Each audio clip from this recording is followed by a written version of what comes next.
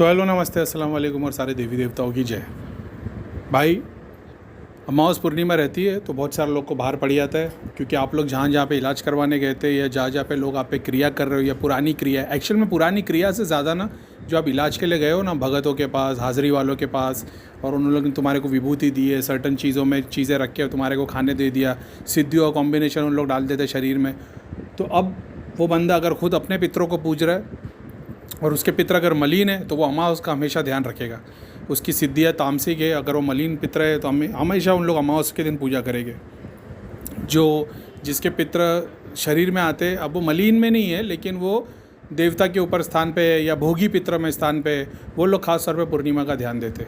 ऐसा है, पितर को भी देवता को भी, दोनों को भी अमावस पूर्णिमा में स्पेशल कंसिडरेशन दिया हुआ है पूजा करने के लिए। लेकिन बहुत सारे लोग जो तामसिक पद्धति के तांत्रिक वाले, उन लोग अमावस पूर्णिमा का बहुत ध्यान रखते हैं, इसीलिए क्योंकि उन लोग उस चीज़ को पूजते हैं। इन्हीं सिद्धियों के अंश आप लोगों के अंदर है, क्योंकि आप लोगों को चीज़ें बहुत टाइम तक दी गई है तो वो चीज़ें रमने भी टाइम लगती है। इसलिए अमावस पूर्णिमा में बहुत सारे लोगों को बाहर पड़ी जाती है। तो बहुत सारे नए लोग हैं जिनको एकदम से डर लग गया कि करीम भाई क्या हो गया, अमावस पूर्णिमा 2 दिन से हमारी मम्मी की तबीयत ख़राब है, हमारे पिताजी को ऐसा हो रहा है वैसा हो रहा है। क्योंकि आप नए हैं तो आप लोग को पता नहीं। मैंने कई बार एक्सप्लेन किया, अमावस पूर्णिमा के ट्रेड्स होते।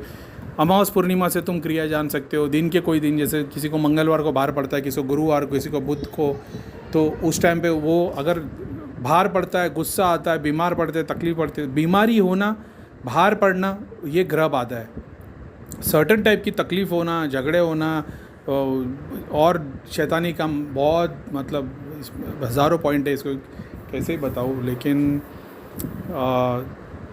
जैसे हफ्ते के 7 दिन, अभी शनि का भाव किसी के ऊपर है तो उसका सैटरडे को दिन ख़राब रहेगा। बहुत सारे लोग हैं जिनको वेडनेसडे को झगड़े हो जाते, थर्सडे को झगड़े हो जाते, या किसी एक दिन को, तो उनसे वो पता चलता है कि इन पे ग्रह की बाधा है, देवता का दोष है। तो ग्रह की बाधा आई है मतलब कहीं ना कहीं देवता का दोष है। वो देवता के बारे में पता चल गया तो तुमको पता चलेगा कि तुम्हारे पे उसी के ट्रेड्स है। तो उससे आगे आगे आगे चीज़ें बढ़ती रहती है। जैसे मेरे को, अगर मैं लोगों का इलाज ना करूँ तो शनि का जो मेरे पे प्रभाव है, एग्जांपल के तौर पे जैसे मेरे को पेट की समस्या थी, तो मेरे को पता चला कि भाई शनि का, ये घर में तुम्हारे शनि है तो तुमको हमेशा पेट की तकलीफ़ रहेगी, तो कितना भी दवा करा दो कुछ नहीं। तो इससे तो मेरे को समझ में, अच्छा ठीक है, तो मतलब ये भी, तो मैंने दवा लेना छोड़ दिया, फिर मैंने लाइफस्टाइल चेंज किया। ऐसा है। अभी अगर मैं लोगों का इलाज बंद कर दूँ ना तो मेरे को शनि फुल फ्लेज में एनर्जी देता है और क्या बोलते हैं, मेरे मतलब बहुत सारे फ़ायदे देता है, ऐसा नहीं है। लेकिन जितना मैं नेगेटिविटी का, लोगों का इलाज करता हूँ ना, तो फिर उस वजह से मेरे को मेरा शनि वीक हो जाता है। हालांकि ऐसा है कि शनि में तुम जितना ज़्यादा लोक सेवा करोगे उतना वो पावरफुल होता है। मैंने तो ये एक्सपीरियंस किया कि मैं जितने लोगों को, फिज़िकली बात कर रहा हूँ मैं, फिज़िकली तुम जितनी ज़्यादा लोक सेवा करोगे उतना शनि का तुम पे आशीर्वाद होगा। तो शनि का आशीर्वाद मेरे ऊपर है, तो स्पिरिचुअली मैं बहुत ग्रो करता हूँ अल्हम्दुलिल्लाह। और मतलब वो ग्रेस है, वो शनिदेव महाराज का और ईश्वर की कृपा, गुरु का आशीर्वाद, माँ बाप की दुआ, कि वो ग्रेस है कि वो मैं स्पिरिचुअली बहुत मेरी ग्रोथ हुई है। लेकिन फिज़िकली मैं उससे वीक हो जाता हूँ। फिज़िकली मेरे काम आगे बढ़ जाते, मैं मटेरियली ग्रो नहीं कर पाता, और बहुत सारी जगह पे लोग दुआ करने बोलते तो फिर बाद में मेरे काम लंबे हो जाते। और प्रोकास्टिनेशन, ये तो कल करो सो परसों, परसों करो सो नरसों, मेरे काम वैसे हो जाते। ऐसा है नेगेटिविटी के काम में। तो फिज़िकली मेरे को, अब इसके लिए जैसे ही मैं फ़िज़िकल चीज़ पे ध्यान दूंगा तो होगा क्या, लोगों पे हीलिंग कम पहुंचेगी और मैं अपने काम में फ़ास्ट होने लग जाऊंगा, जबकि मैं वो चीज़ नहीं करता। समझ रहे हो? जैसे मेरे को फिज़िकली स्ट्रांग रहने के लिए, अपने काम पंक्चुअल होने के लिए, आगे मेरे पे भार ना पड़े फिज़िकल बॉडी पे, उसके लिए मेरे को कुछ चीज़ों का ध्यान देना चाहिए। मैं सिर्फ जाप करता हूँ, तो अगर मैं वो चीज़ के एलिमेंट्स अपनी बॉडी में ऐड कर दूँ, शनि यंत्र लगा दूँ, शनि की साधना वाला, और सर्टन चीज़ें जो मैं अपने फिज़िकल बॉडी पे अगर उसको आजमाऊँ तो मैं फ़िज़िकली स्ट्रांग होते चले जाऊँगा। लेकिन मैं जितने लोगों के लिए काम कर रहा हूँ ना, वो वीक हो जाएगा। ऐसा है, इसलिए मैं वो करता नहीं। इसलिए बहुत बार यूट्यूब पे वीडियो नहीं आते कि एक बार बोलता हूँ कि भाई मेरे को एक हफ्ते भर में काम करना नहीं कर पाता, मेरे काम लंबे होते रहते, उसका एक रीज़न है। ऐसा नहीं मेरे पास सोल्यूशन नहीं है, मेरे को एग्जैक्टली पता है कैसे क्या काम होता है। बहुत बार ऐसा होता है कि मेरे को जाप ध्यान छोड़ना पड़ता है काम धंधे बिजनेस में इन्वॉल्व होने के लिए। ऐसा है, लेकिन अभी क्या ही बोलूँ। तो ये सब ऑलरेडी आप समझोगे, पढ़ोगे, जानोगे तो सब कुछ मिलेगा। आप सुन रहे हो कि कोई मिल जाए शनि का भक्त, आपको बोल दे काला कपड़ा लगा दो, उससे काम हो जाएगा। शनि को समझो तो सही, उसके ट्रेड समझो, अपने ग्रुप मेंबर से एस्ट्रोलॉजी की पढ़ाई करो, थोड़ा समझने की कोशिश करो कि कौन सी चीज़ कैसे काम करती है, तो बहुतों का फ़ायदा हो जाएगा। कोई तुम्हारे पास आएगा बोले यार पता नहीं यार, रह के ना हफ्ते में कभी कभी सर बहुत भारी हो जाता है, अब तुम उसको पूछोगे भाई कौन से दिन होता है, वो बोलेगा ऐसा कोई दिन थोड़ी है। बोले स्पेशली देख ले गुरुवार के दिन होता होगा। तो सामने वाला बोलेगा हाँ यार शायद गुरुवार बुधवार के टाइम पे होता है। तो तुम उसको बोल सकते तेरा गुरु वीक होगा, या गुरु इस घर में बैठा है इसके लिए तेरे को सर की तकलीफ है। समझ रहे हो? तो ऐसे बहुतों के तुम इलाज कर सकते हो।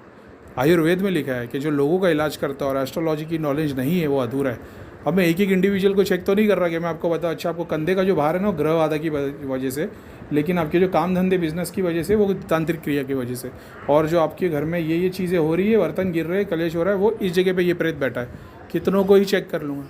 इससे अच्छा मैं बेटर तुमको कैटेगरी बता देता हूँ कि भाई दूध मत पियो। तो बोले भैया दूध में तो बहुत शक्ति है, लेकिन तुम्हारा वज़न 150 किलो, तो तुम दूध मत पियो, तुम पानी में शहद डाल के पियो, गर्म पानी में।